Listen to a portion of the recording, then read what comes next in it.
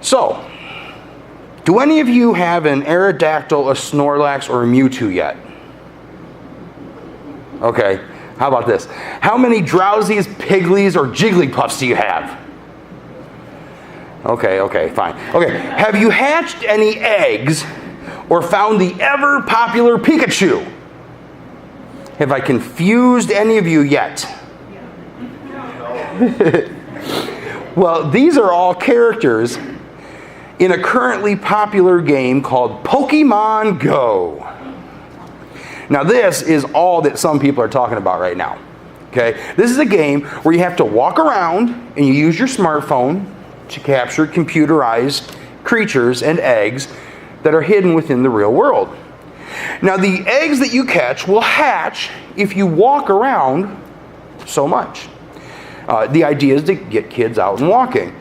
Now, you can grow the creatures that you catch by feeding them candy, and if you have multiples of a character, you can sell them for candy.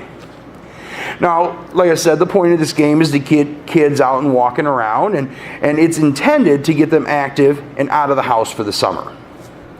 Now, the problem with this, like other well-intended inventions, is that there are those out there that are abusing it, as well as others who don't pay attention to what they're doing. There are many stories of kids almost getting hit by cars because they are so focused on catching their creature that they're not paying attention to where they are walking.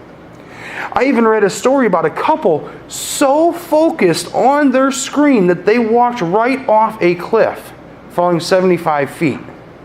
Now, in this article, it says they did survive. Hopefully they learned a lesson from that. But then there are others who utilize this game and they're robbing people as they're out looking for their creatures. This is ultimately just another craze that is taking up time from people and causing them to focus on material things. We see the commercials all the time, telling us that we will be better off if we have the best of whatever they are attempting to sell us. We are taught through society that the more we have, the more we will be liked and respected.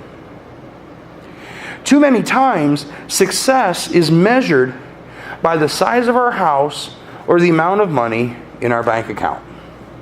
We are praised for moving up the ladder in whatever job we are in, and therefore we get rewarded with more money, which allows us to obtain more material possessions. We become so consumed with the material things in our lives that we eventually forget the things that should matter to us the most. This is when we end up turning to those things in this world that turn us from God. When we are focused solely on obtaining the material possessions that will grant us high value in the eyes of others, it is then that we turn to the earthly things in our life, like the things of greed, passion, impurities, and evil desires.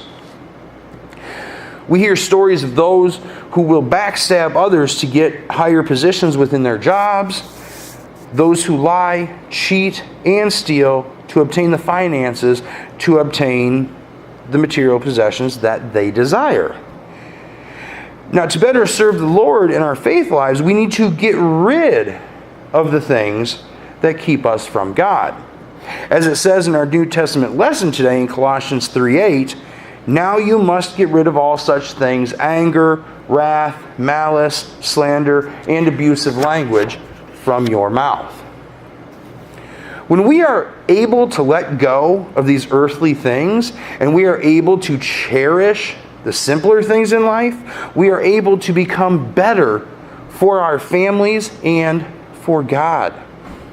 When we are able to stop putting our focus on these material items that seem to drive us, we are able to accept and love the gifts that the Lord has granted us in our lives. I find myself always trying to keep my focus on the wonderful gifts that God has blessed me with each and every day. To look at my wife and see the smile on her face when I come home with some new flowers for her to place on her kitchen table. to see the enjoyment in the eyes of my daughter when she looks up to see me in the audience at one of her band or Colt Cadet performances.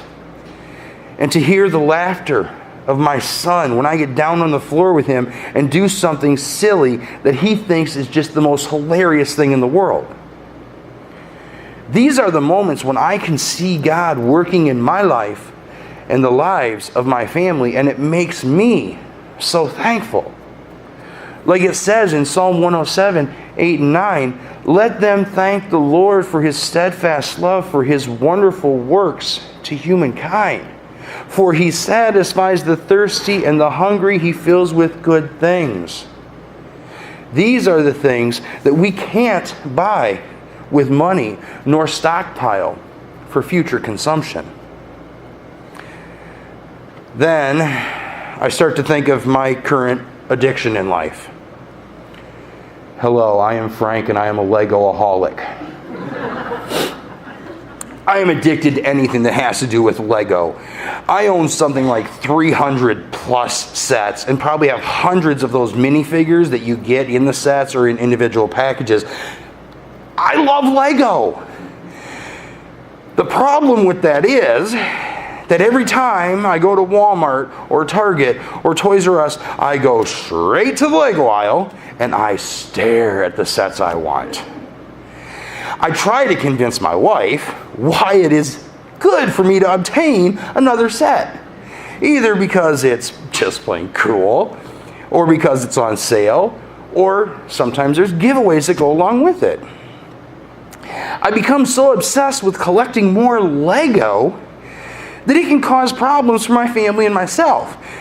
Since these sets are not cheap, it can cause a hit in our bank account for me to obtain a bigger new set.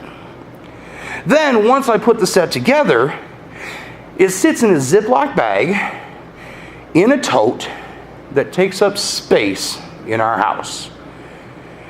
Every so often, I pull one of my bigger sets out and I put it together again, and then it just sits somewhere to admire, collecting dust.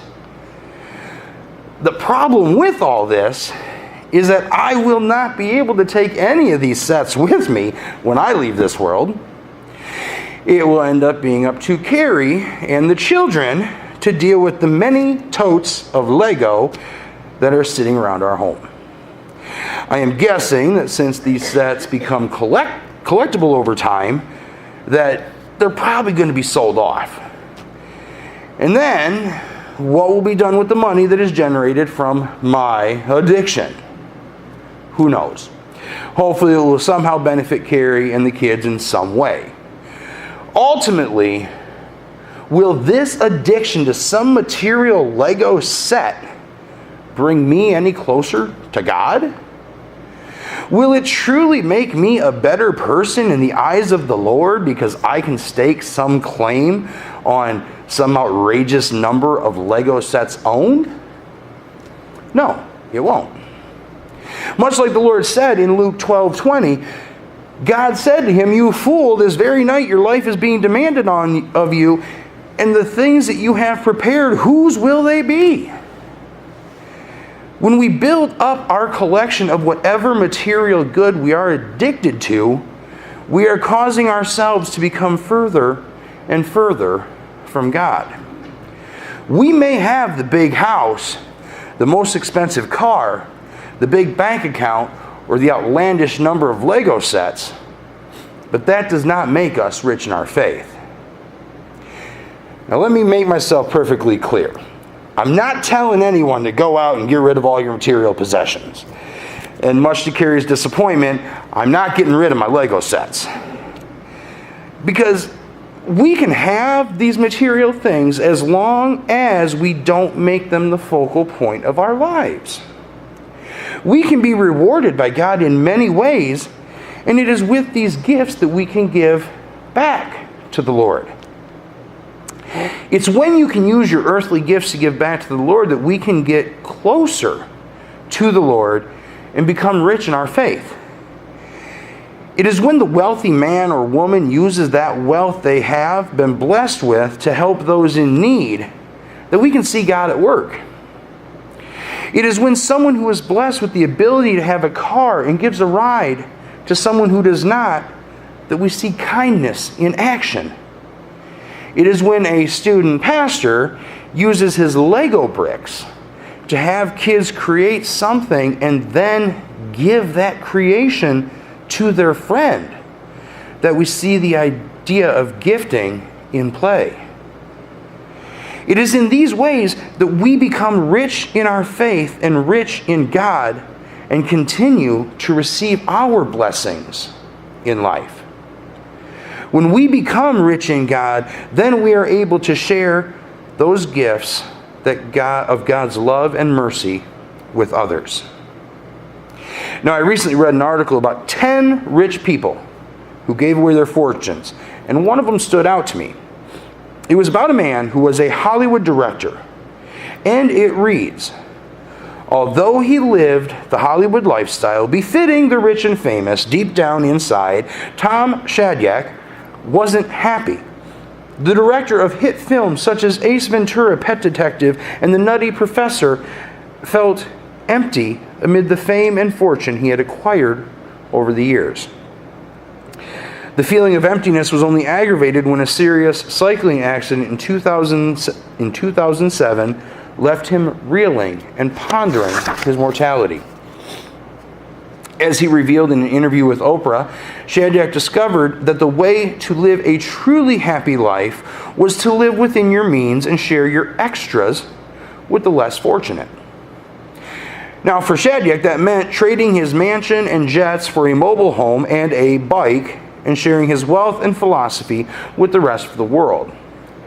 He remarked this year that his simple way of living has left him feeling truly happier and wealthier than when he lived in the fast lane in Hollywood. Now, this article never said anything about his faith. However, I would like to think that there is more to this story somewhere out there in Cyberland. I would like to believe that somewhere in this story, Tom had a strong faith in God. And I would like to believe that he looks at what he has earned as gifts from God. Now, whether he has faith or not, I like to think of this as a great example of what God would like us to be like in our lives. I hope the Lord continues to bless you and me in our lives and in our faith. I truly hope that each and every one of us can cherish the gifts that God continues to give us all. I hope that in our lives we can find a balance between enjoying our gifts and returning a portion of our blessings to others around us. I pray that we all can look past the material possessions that may be driving us and that we can let our faith in the Lord drive us. Ultimately, I pray for continued blessings of love and mercy on us all today.